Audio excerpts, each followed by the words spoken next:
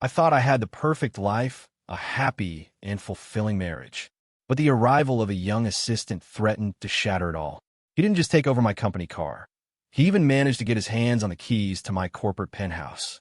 My own wife turned on me, defending him with a viciousness I'd never seen. I wanted to preserve the life we'd built together. I never thought she'd throw away her position as the wife of a CEO, but she seemed determined to self-destruct. So, I decided it was time she paid the price for her actions. Our marriage was a cliché, a straightforward corporate alliance. The Liu Corporation was on the brink of collapse, hemorrhaging money and in desperate need of a capital and talent infusion. My family, the Coles, needed a ticket into the city's most exclusive inner circles. It was a perfect match, a synergistic partnership where both sides got exactly what they wanted. There was no whirlwind romance, only the cold, rational calculus of mutual benefit. Ethan, she'd told me, we won't just support each other in business. We'll build a love that shines just as brightly. If I'd had no expectations for this marriage before, in that moment, she planted a seed of hope in my heart. I will always trust you, I promised her, and I will always respect you. Over 3 years, we went from strangers to partners, from respect to reliance. Love grew quickly, nurtured by the care we gave each other. We found comfort in each other's arms late at night after countless industry dinners and galas. We'd lie on the lawn of our Greenwich estate, dreaming about the future. This year, we even started talking about having a baby. I believed our bond had become unbreakable, but the appearance of Caleb Vance shattered the trust and understanding we had painstakingly built. I didn't want to believe it. How could a kid, an intern who had only been around for a few months, possibly pose a threat to me? Reality slapped me hard across the face. I was away on a business trip for just 2 weeks, and she gave the company-owned penthouse in Midtown, the one assigned to me, to her new assistant. What turned my stomach was that he threw a housewarming party.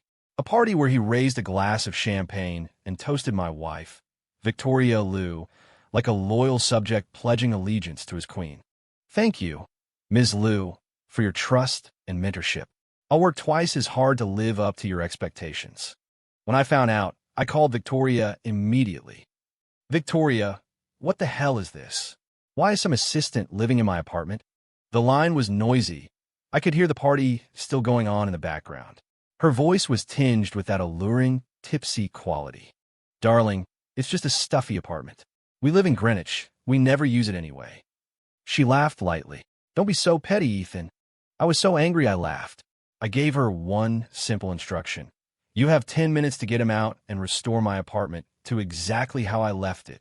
Hearing the ice in my voice, she muttered, "You're being insane," and hung up on me. Fine. Let's see who breaks first. 10 minutes later, work on more than a dozen joint Liu coal project ground to a halt simultaneously. If someone wanted to test my boundaries, I had no problem showing my teeth. A few minutes after that, my phone started vibrating nonstop. Victoria's name flashed on the screen again and again. I ignored it, taking a leisurely swim in our pool. After 3 more laps, I finally dried my hands and answered. Her voice was a roar in my ear. Ethan, are you out of your mind? Do you have any idea what the daily penalty is for delaying this construction? Do you know that the heavy equipment rentals cost millions a day? Are you trying to destroy the company? You'd risk all this over a stupid apartment? You're willing to sacrifice everything just to prove a point. In 3 years of marriage, this was the first time she had ever yelled at me on behalf of another man. I took a calm sip of the seltzer by the poolside, the bitter taste of lime dancing on my tongue. I gave her my final ultimatum. Victoria, my terms haven't changed. And I promise you, this is only the beginning.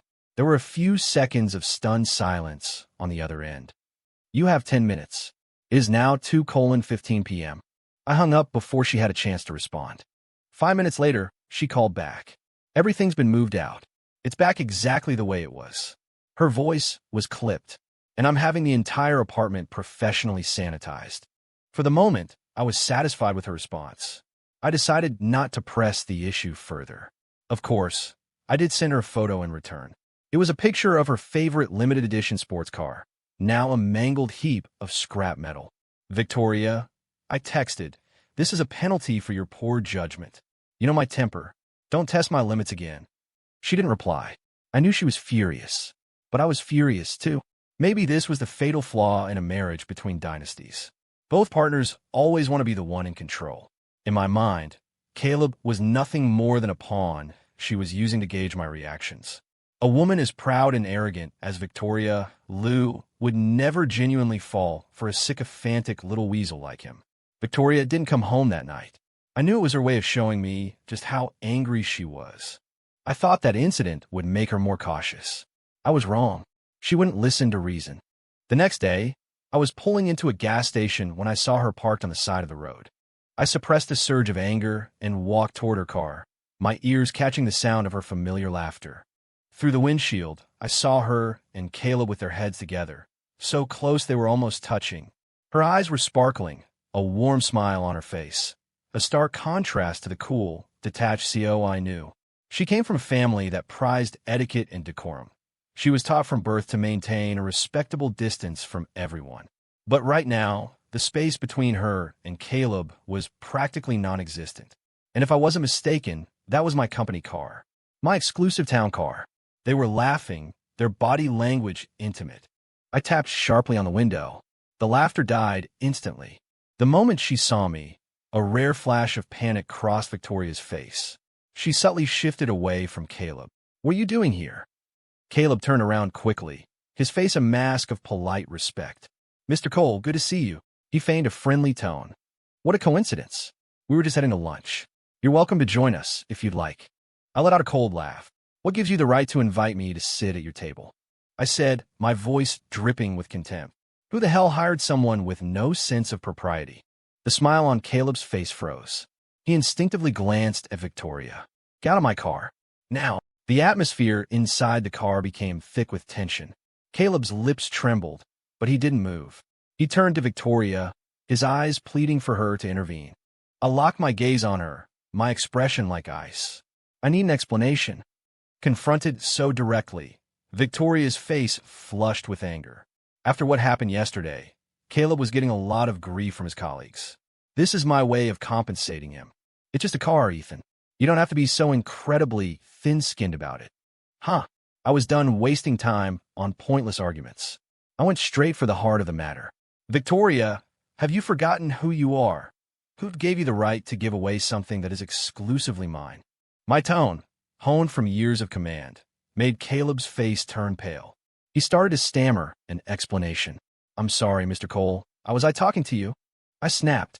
Seeing me refuse to give Caleb an inch of ground, Victoria got out of the car, physically blocking my view of him. "Ethan, don't take this too far. We have a meeting to get to," she said, her voice strained. "We can talk about this at home." My heart sank. Knowing what to say and when to say it was a skill ingrained in her from childhood. But today, for the sake of some irrelevant nobody, she was breaking her own rules to defy me. "A meeting? What kind of meeting?" "The West Side Development plot," she said, adjusting the collar of her blouse with a gesture of impatience. "Caleb thinks he can help us land the deal." I sneered. "Since when does a junior assistant have that kind of pull?" I asked. "Enough to influence city zoning decisions." Victoria ignored me. She got back in the car, hit the gas, and sped away. As the car passed me, Caleb shot me a defiant, triumphant glare. I wasn't about to lower myself by getting into it with a subordinate. But Victoria, a cold glint flashed in my eyes. She keeps pushing my buttons again and again. If I don't push back, she'll start to think I'm a complete pushover. I watched her drive off, my expression frigid as I pulled out my phone and made a call. "Commissioner Wallace." An hour later, my phone rang. It was Victoria. The second I answered, she lost all control, screaming into the phone. "Ethan, what did you do? Why won't Commissioner Wallace even let me in the door?" I feigned surprise. "You must have the wrong number. I'm sure your brilliant assistant can solve this for you." Tired of her yelling, I hung up. A deal that had been a sure thing was suddenly snatched away by a competitor. As soon as Victoria returned to the office, she was ambushed by the board of directors. "For the sake of your own vanity, you cost this company a massive project. How do you intend to make up for this loss, Ms. Liu?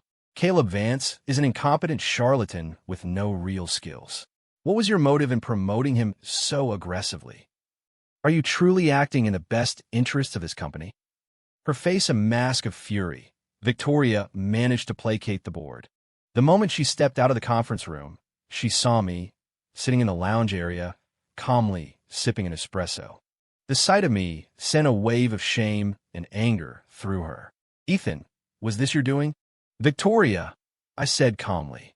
"People can say what they want. They'll judge right and wrong for themselves." Caleb couldn't handle the humiliation and quit. "The deal is dead. Is this the outcome you wanted? Are you satisfied now?" I chuckled softly and took another sip of my espresso.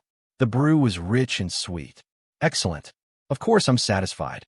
You reap what you sow. Thank God for justice." I had won this round decisively. The fire in my gut began to cool.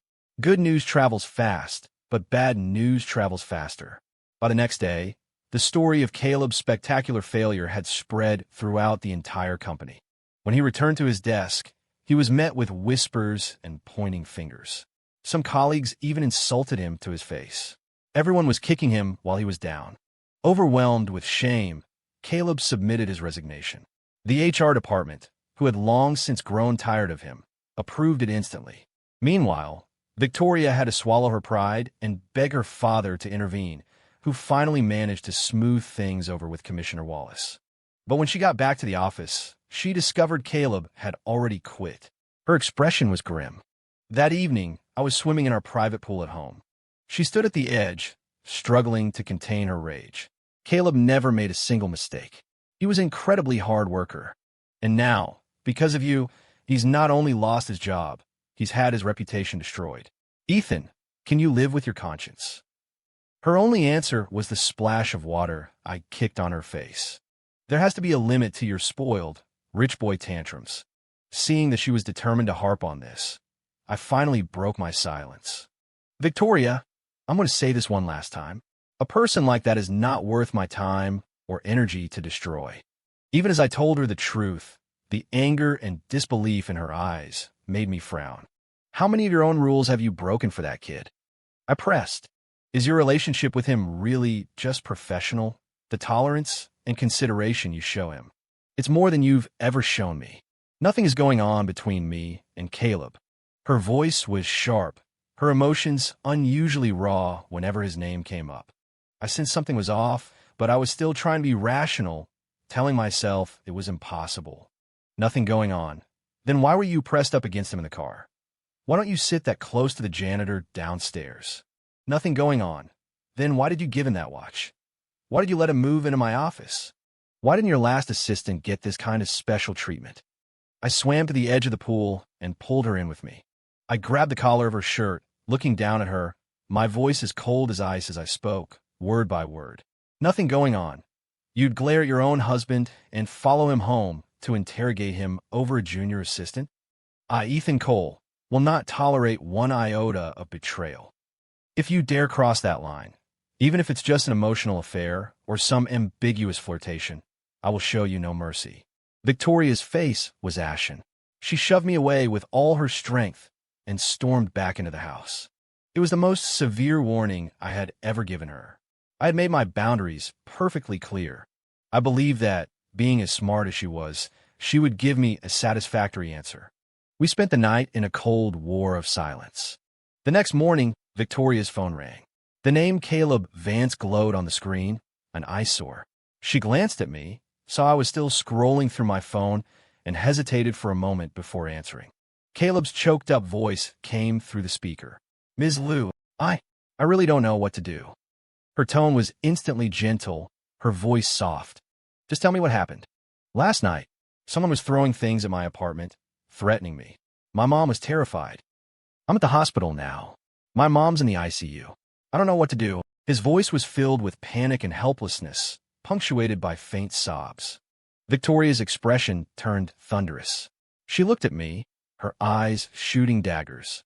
"Don't worry," she said into the phone. "I'll handle it immediately." In our exclusive circle, news travels fast. The story of how Caleb had offended me was already common knowledge. Even without a direct order from me, there were countless people willing to do my dirty work. My assistant had already briefed me on Caleb's mother that morning. She had a pre-existing condition, a history of strokes. While the incident last night might have contributed to her hospitalization, It was only a minor factor. I had to admit, Caleb had a masterful grasp of emotional manipulation. As soon as Victoria hung up, her rage erupted. She snatched her coffee mug and slammed it down on the floor in front of me. It shattered, splattering hot coffee and ceramic shards. She stormed over to me, her voice trembling with accusation. "Ethan, did you do this? Caleb is out of our lives. Why are you still going after him? When did you become so vicious?" A sharp pain shot through my shin. A few drops of blood trickled from a fresh cut. My face hardened. I warned her again. "Victoria, I told you I had nothing to do with it. He only offended you. Who else would do something like this?"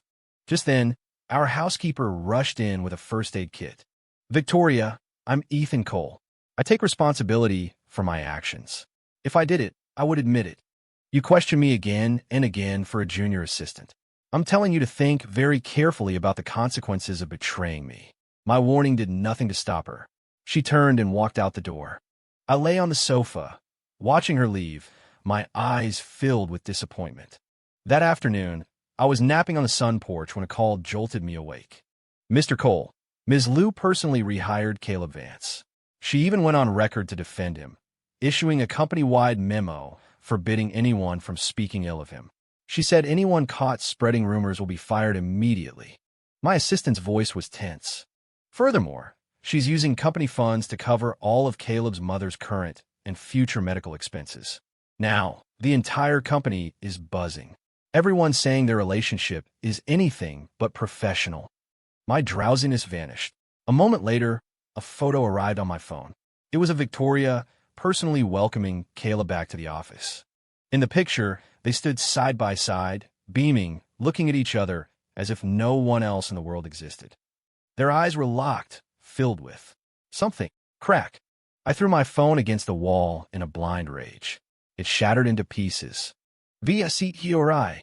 I seethed, my voice a low growl, my eyes burning with a murderous intent. I used a landline to call her, to give her one final warning. "Victoria, what is the meaning of this?" There was no remorse in her voice. "Caleb is a diligent employee who you targeted for no reason. I am simply compensating him for the wrongs you committed. This is what he deserves. And what if I demand that you fire him?" "Then you can try," she shot back, her tone defiant. "I've been too lenient with you, Ethan. That's what allowed you to abuse your power and hurt people. From now on, I won't give you the chance.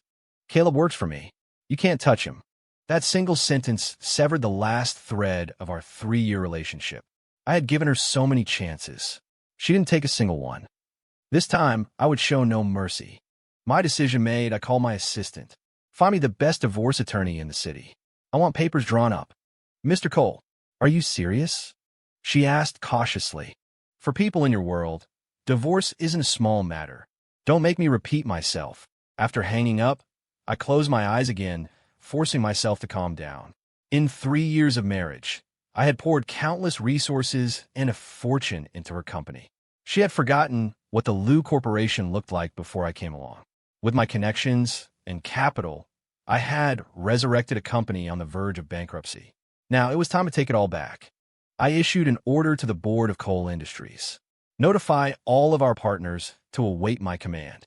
Be prepared to halt all cooperation with the Liu Corporation. All joint projects, all investment funds. Liquidate and withdraw everything. "Yes, Mr. Cole."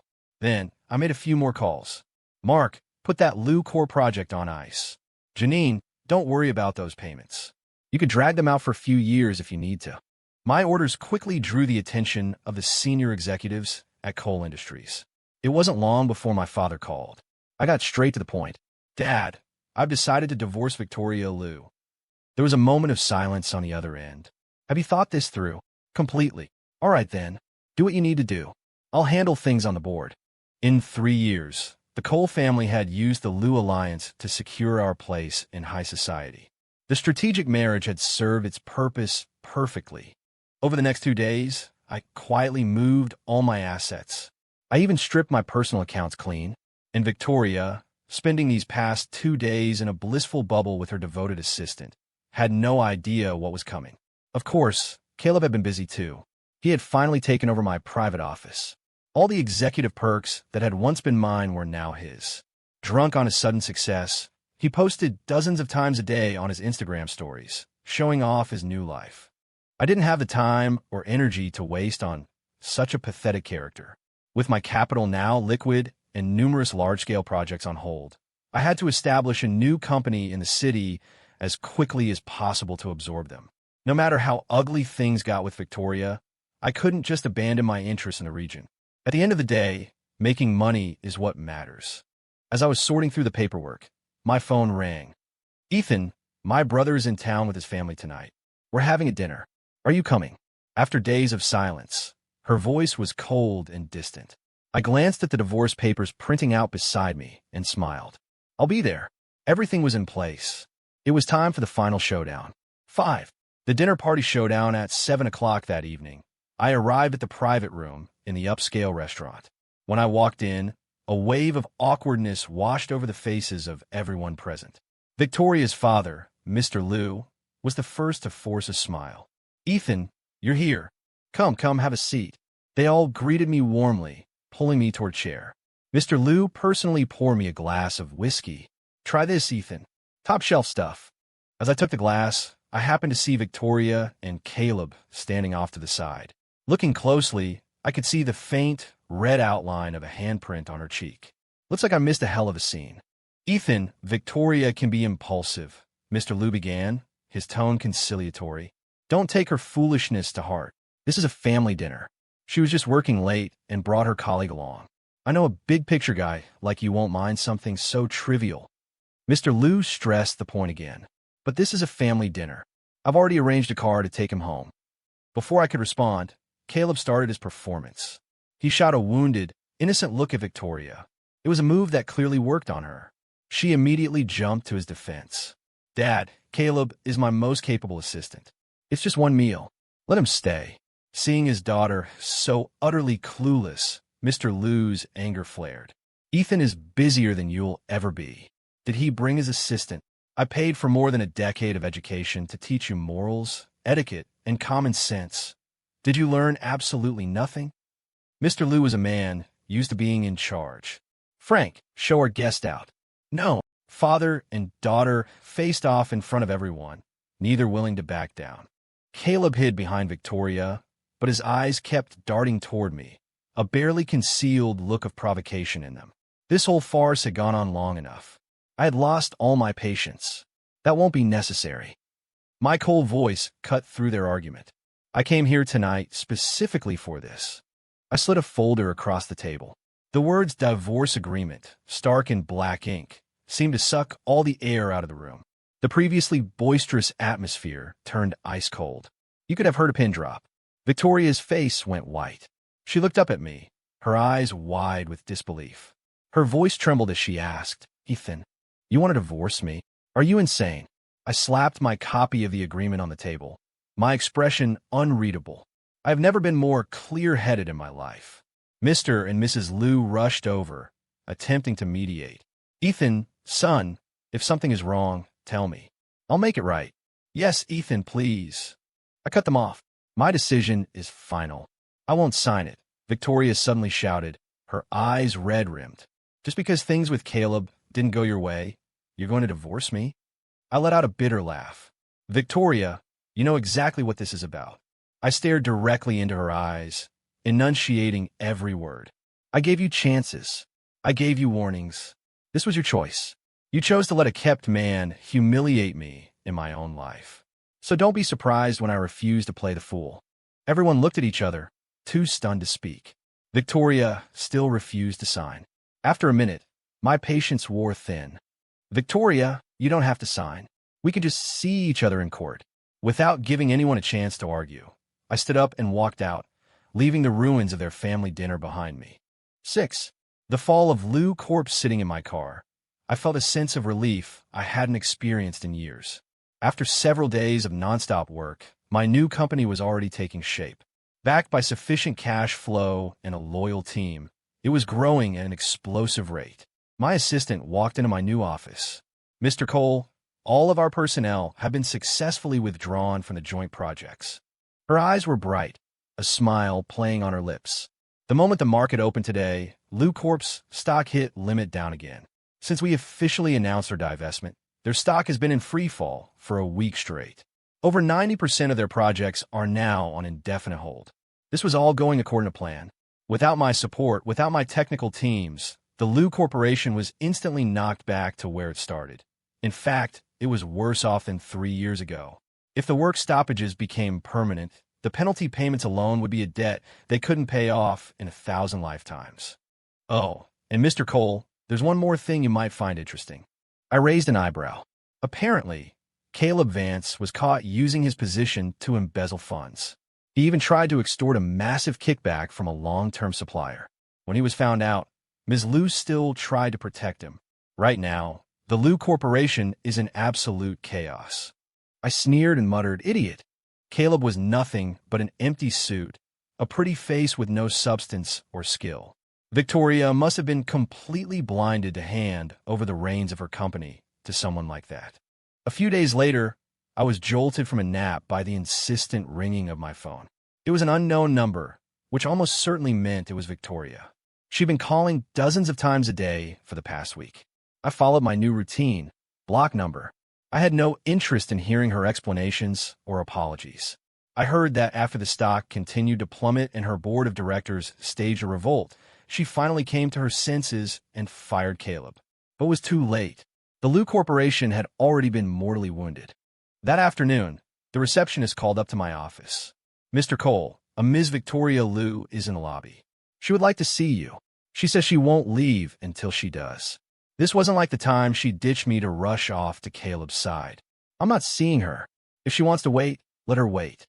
I hung up and went back to my work. She still didn't get it. We were finished. My assistant later told me that Victoria waited in the lobby for the entire afternoon. In the end, security had to escort her out. That night, I finished up the last of my work well after midnight. As I was leaving the building, I saw a gaunt, elderly figure standing by the road. In just a few short weeks, Mr. Lou looked like a different person. His eyes were bloodshot, his face etched with exhaustion. He got straight to the point. "Ethan, I know Victoria made a terrible mistake. She realizes it now. Can you find in your heart to give her another chance?" Mr. Lou's voice was pleading, his eyes filled with desperate hope. I shook my head, my decision firm. "Mr. Lou, we are businessmen, and in business, integrity is everything. I can't entrust my foundation to someone who has already betrayed me. Caleb has been fired. She is full of regret." My tone remained resolute, leaving no room for negotiation. "Caleb isn't the issue. The issue is that I don't know if the next one will be named David or Mark. She betrayed our marriage. I have a zero-tolerance policy for that. There is no future for us. If she continues to refuse to sign the divorce papers, I will continue to crush the Lou Corporation until it is bankrupt." A dark cloud passed over Mr. Lou's face. "I'll convince her to sign." In that moment, his proud, straight posture seemed to curve, and he looked 10 years older. I felt a pang of pity for the old man, but I was done being dragged through the mud with Victoria. The next day, the signed divorce agreement was delivered to my desk. As dusk fell, I was leaving a restaurant after dinner. Suddenly, a disheveled figure appeared in front of me. It was Caleb, held firmly on the ground by 2 of my bodyguards. He was dressed in rags, his hair a mess. When he saw me, he struggled violently. "Ethan Cole, it's all your fault. You ruined my life." I took a step back, keeping a safe distance. "Mr. Vance, I think you're mistaken. You were fired because you're incompetent. Under your brilliant leadership, the Lou Corporation practically imploded." My words made Caleb's face flush with rage. Seeing my look of utter disdain, the fire in his eyes burned even hotter. I pressed my advantage. "You're nothing but a pretty boy who leeches off powerful women. A parasite in a designer suit." Caleb gritted his teeth. I had clearly hit a nerve. "Cole, I'm going to kill you. I swear to God, I'm going to kill you." I didn't even bother to look at him. The moment he said those words, his fate was sealed. My bodyguards picked him up, tossed him into a nearby dumpster, and gave him a strange, knowing smile. That same night, photos of Caleb being kept by a wealthy older woman were leaked online. In the pictures, he wore a fawning, subservient expression as he diligently worked on a woman who must have weighed over 300 pounds. Soon after, more stories emerged. his history of cheating on girlfriends in college, stealing from coworkers, soliciting prostitutes. His entire sordid past was laid bare for the world to see. Of course, none of it had anything to do with me. But there are far too many people who want to get on my good side. For many things, a simple glance from me is all it takes. When the scandal broke, he stopped playing the role of the filial son. Fearing his sick mother would be a burden, he did the unthinkable. He locked her in her apartment, where she starved to death. Naturally, my charming associates immediately called the police. Caleb Vance no longer had to worry about his career or where his next meal was coming from. After the divorce, my company grew exponentially. One by one, major contracts that had previously gone to Lou Corp came to me. In just 6 months, my company's value had increased 100-fold. Under her father's guidance, Victoria Lou managed to regroup. She began the long, arduous process of rebuilding her company. I would occasionally see her in business news reports. In half a year, the sharp, arrogant edge in her eyes had been replaced by a weary sadness. 5 years passed in the blink of an eye. My company became the undisputed leader in its industry. Coal Industries became one of the country's top conglomerates. In that time, the Lou Corporation, under Victoria's leadership, slowly regained its footing. Although it was 100 times smaller than it had been in its prime, it was stable. We would sometimes see each other at industry events. Our interactions were limited to a brief, polite nod of acknowledgement. The Cole family no longer needed a strategic marriage to secure its position, and I was ready to start a new life.